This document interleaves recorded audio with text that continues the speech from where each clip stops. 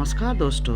आज हम अपने चैनल के बायोग्राफी सीरीज के दूसरे वीडियो बनाने जा रहे हैं जो कि स्वामी विवेकानंद जी के बारे में है। दोस्तों, मैं आशा करता हूं कि आप हमारे इस वीडियो को ज़रूर लाइक करेंगे और जितना ज़्यादा से ज़्यादा हो सके अपने दोस्तों के साथ शेयर भी करेंगे।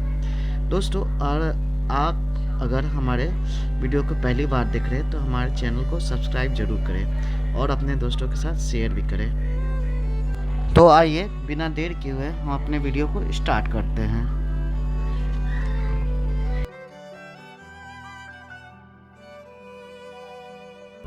तो स्वामी विवेकानंद की पर्सनल लाइफ के बारे में बात की जाए तो स्वामी विवेकानंद जी का जन्म 12 जनवरी को 1863 को मकर संक्रांति के दिन कलकत्ता में एक कायस्थ परिवार में हुआ था।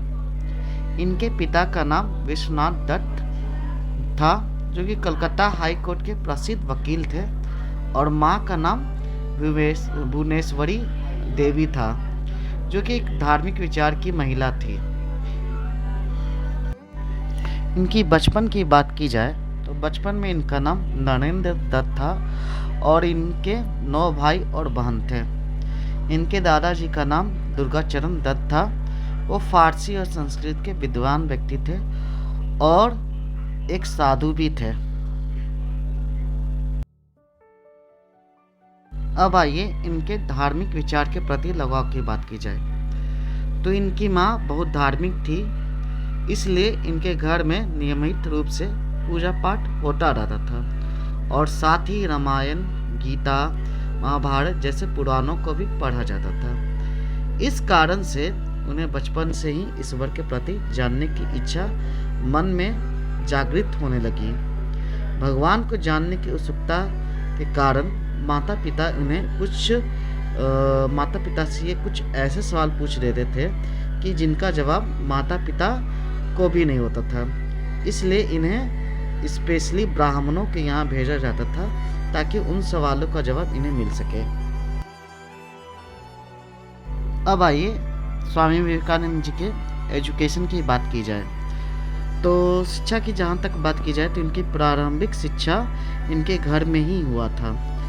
सन 1871 में 8 साल की उम्र में ईश्वर चंद्र विद्यासागर के मेट्रोपॉलिटन संस्थान में नामांकन करवा दिया गया, जहाँ पर इन्होंने स्कूली शिक्षा ग्रहण की। इसके बाद स्वामी विवेकानंद जी सन 1877 में अपने परिवार के साथ रायपुर चले गए। फिर 1 साल बाद 1870 में अपने घर वापस आ गए। कलकत्ता के प्रेसिडेंसी कॉलेज में आगे की पढ़ाई की। इन्होंने दर्शन शास्त्र, धर्म, सामाजिक विज्ञान, इतिहास, कला और साहित्य जैसे विषयों की शिक्षा प्राप्त किए थे। इसके अलावा इन्हें वेद, उपनिषद, भगवद गीता, रामायण, महाभारत और कई हिंदू शास्त्रों का गहन अध्ययन भी किया था।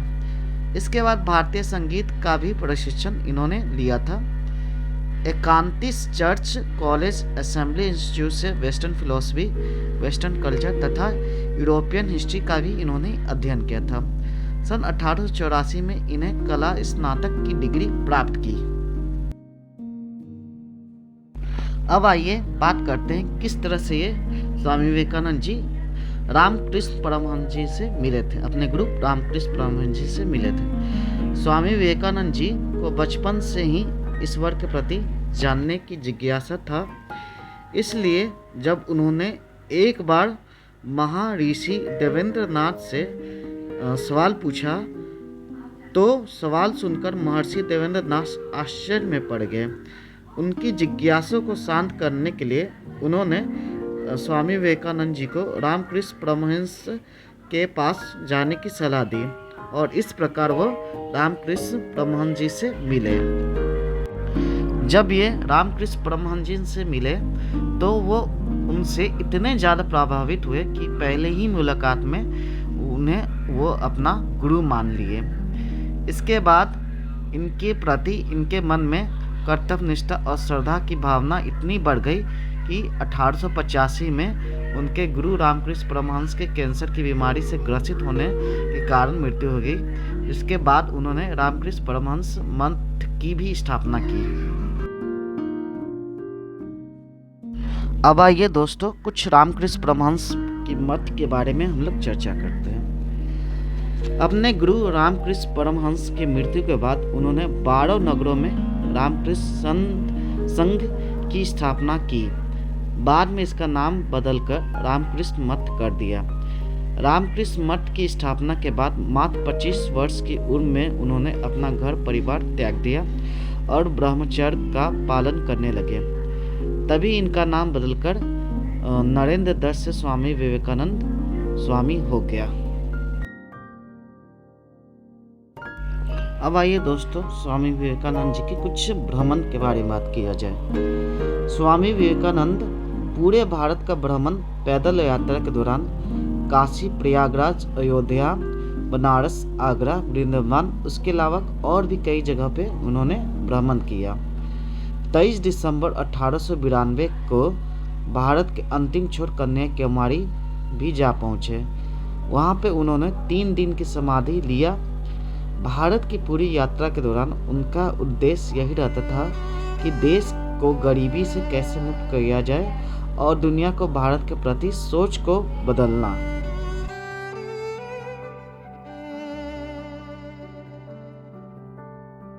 वीडियो को आगे बढ़ाते हुए हम स्वामी विवेकानंद जी के इस भाषण का जिक्र करेंगे जो कि उन्होंने वर्ल्ड कॉन्फ्रेंस ऑफ रिलीजन में दिया गया था। सन 1893 की बात है जब स्वामी विवेकानंद भारत की ओर से अमेरिका के शिकागो के विश्व धर्म सम्मेलन में हिस्सा लेने गए थे। इस धर्म सम्मेलन में पूरी दुनिया के धर्मगुरु ने हिस्सा लिया था। इसमें भाग लेने वाले सभी लोग अपना अपना धार्मिक किताब अपने साथ रखे और भारत की ओर से इस धर्म सम्मेलन में विवेकानंद जी ने अपने साथ भगवत गीता को रखा। इस सम्मेलन में स्वामी विवेकानंद जी का बहुत मजाक उड़ाया गया, पर जैसे ही वो मंच पर जाकर जब my brothers and sisters of America ये बात कहकर सभी लोगों को संबोधित किया तो पूरा सभागार उन्हें तालियों के गड़गड़ाहट से उनका स्वागत किया। इस भाषण से सभी लोग इतने प्रभावित हुए कि स्वामी विवेकानंद जी के बहुत सारे उसी समय शिष्य बन गए और सभी लोग जान गए कि ये एक महान इंसान इस दुनिया को भी बदल सकता है। इस धर्म सम्मेलन के खत्म होने के बाद वो 3 साल तक अमेरिका ही में रहे और वहाँ पे हिंदू धर्म वेदांग का प्रचार अमेरिका में अलग अलग हिस्सों पे किया। वहीं अमेरिका में प्रेस ने उन्हें साइक्लोनिक मॉन्क फ्रॉम इंडिया का नाम भी दिया। सन 1894 में न्यूयॉर्क में वेदांग सोसाइटी की स्थापना की। 1896 में ऑक्सफोर्ड यूनिवर्सिटी के प्रोफेसर मैक्स मूलर के साथ उनका मुलाकात हुआ और बाद में इन्हीं मैक्स मूलर के साथ मिलकर उन्होंने रामकृष्ण परमहंस की आत्मकथा बायोग्राफी भी लिखी। इसके बाद लगभग 1897 में स्वामी विवेकानंद जी फिर से भारत लौट आए और यहाँ पे रामकृष्ण परमहंस मिशन की स्थापना की, जिसका उद्देश्य था नव भारत निर्माण के लिए अस्पताल, स्कूल और कॉलेज के क्षेत्र को बढ़ावा देना। सन 1898 में उन्होंने बेलूर मठ की स्थापना की और इसके अलावा 2 और मठ की भी स्थापना उन्होंने भारत में की।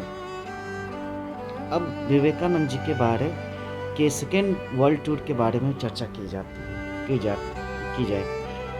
20 जून 1899 को फिर अमेरिका गए और वहाँ पे कैलिफोर्निया में शांति आश्रम का निर्माण किया और साथ ही फ्रांसिस्को और न्यूयॉर्क में वेदांत सोसाइटी की भी स्थापना की।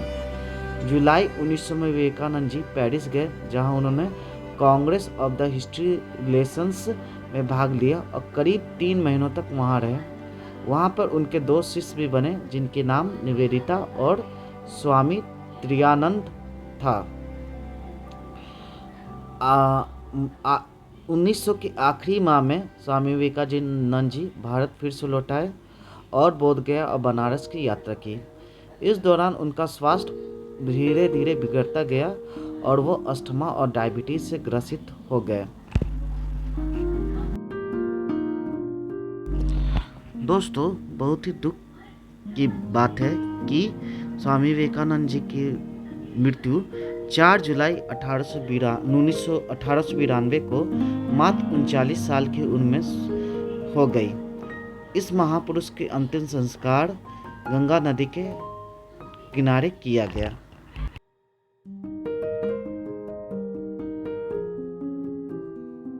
दोस्तों, स्वामी विवेकानंद जी विश्व के प्रसिद्ध धर्म प्रचारक और फिलोसफर रह चुके हैं और इन्हीं की यादगारी में इनके जन्मदिन 12 जनवरी को हम लोग प्रतिवर्ष विश्व युवा दिवस भी मनाते हैं।